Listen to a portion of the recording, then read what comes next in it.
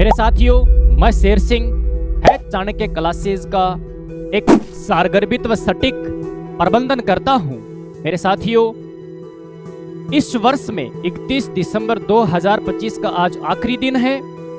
इस वर्ष में 1 जनवरी 2025 से लेके 31 दिसंबर 2025 तक मेरे द्वारा अगर किसी भी व्यक्ति को प्रत्यक्ष व अप्रत्यक्ष रूप से ऐसी कोई बात बोली गई हो या फिर ऐसा कुछ कहा गया हो जिसकी वजह से उसकी भावनाओं को ठेस पहुंची हो, उसके आत्मसम्मान को ठेस पहुंची हो, या फिर उसको किसी भी प्रकार का मेरी वजह से अगर दुख हुआ हो, तो मैं आप सभी साथियों से हाथ जोड़कर माफी मांगता हूं, क्षमा का प्रार्थी हूं और मैं उम्मीद करता हूं कि आप मुझे माफ करेंगे।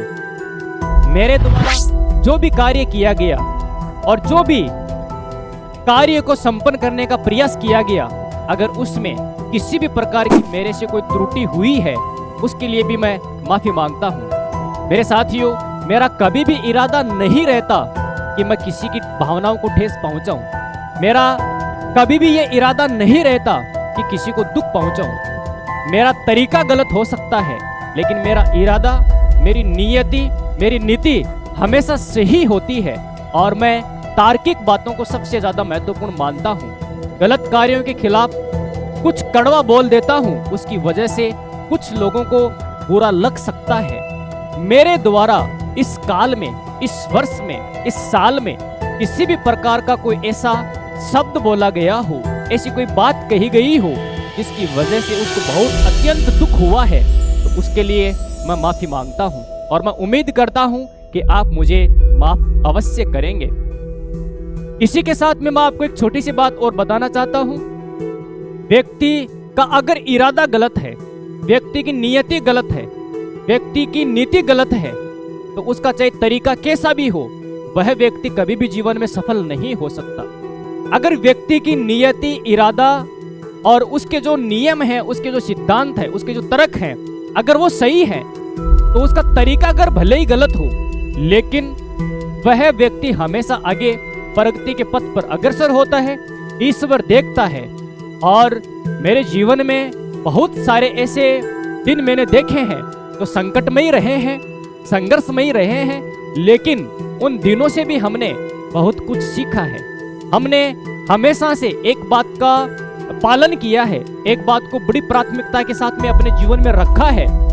अगर आपके साथ में कोई दूसरा गलत कर रहा है, आपको नीचे गिराने का प्रयास कर रहा है, आपको एकदम से जीरो करने का प्रयास कर रहा है, लेकिन आप सत्य की राह पर हैं, आप ईमानदारी की राह पर हैं, आप अपने कर्तव्यों की पालना कर रहे हैं, तो यकीन मानिए नियति और ईश्वर जो है वो आपके साथ हमेशा ईमानदारी के साथ में खड़े रहते हैं। वो आपको संकट में चाहे कितना भी आपका जीवन हो जाए, उससे बाहर निकालने का प्रयास करते हैं। आपकी कभी भी वैल्यू खत्म नहीं होती है। दिन खराब हो सकते हैं, लेकिन पूरी जिंदगी खराब नहीं होती है। इसलिए अगर मेरे द्वारा किसी भी व्यक्ति को ऐसी कोई बात कही गई हो जिसकी वजह से उसकी भावनाओं को ठेस पहुंची है, तो एक बार पुनः मैं आपसे माफी मांगता हूँ। एक छोटी सी बात मैं आपको और बताना चाहता हूँ।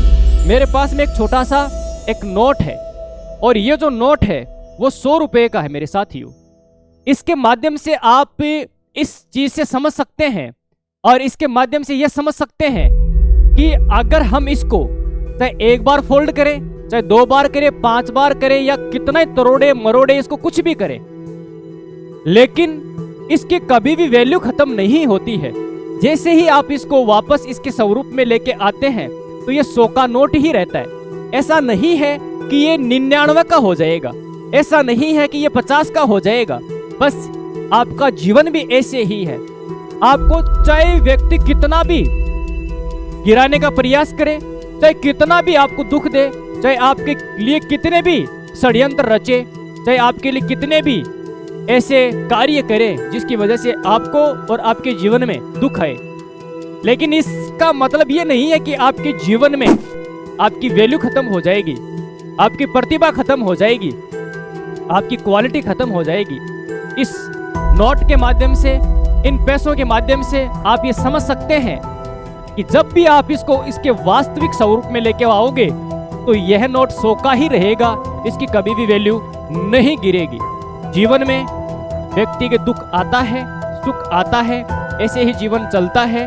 जीवन का नाम ही संघर्ष है, और जिस व्यक्ति ने जीवन में संघर्ष किया है उस व्यक्ति को कोई भी पराजित नहीं कर सकता। और इन संघर्षों के माध्यम से ही आप एक अनुभव को प्राप्त करते हैं, और वह अनुभव जिंदगी की वह किताब है जो किताबों के माध्यम से नहीं सीखा जा सकता।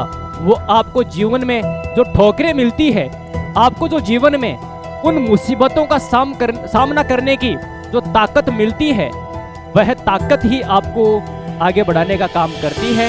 इन्हीं शुभकामनाओं के साथ एक बार पुनः मैं आपसे हाथ जोड़ के विनम्र भाव से अपील करता हूँ, विनती करता हूँ, निवेदन करता हूँ कि मेरे द्वारा अगर किसी भी प्रकार की कोई ऐसी बात बोली गई हो या फिर ऐसा कुछ कहा गया हो जिसकी वजह से आपकी भावनाओं को ठेस पहुंची है, तो मैं पुनः एक बार आपसे हाथ जोड़कर माफी मांगता हूं, और मैं उम्मीद करूंगा कि आप मुझे माफ करोगे। जय हिंद, जय भारत, वंदे मातरम।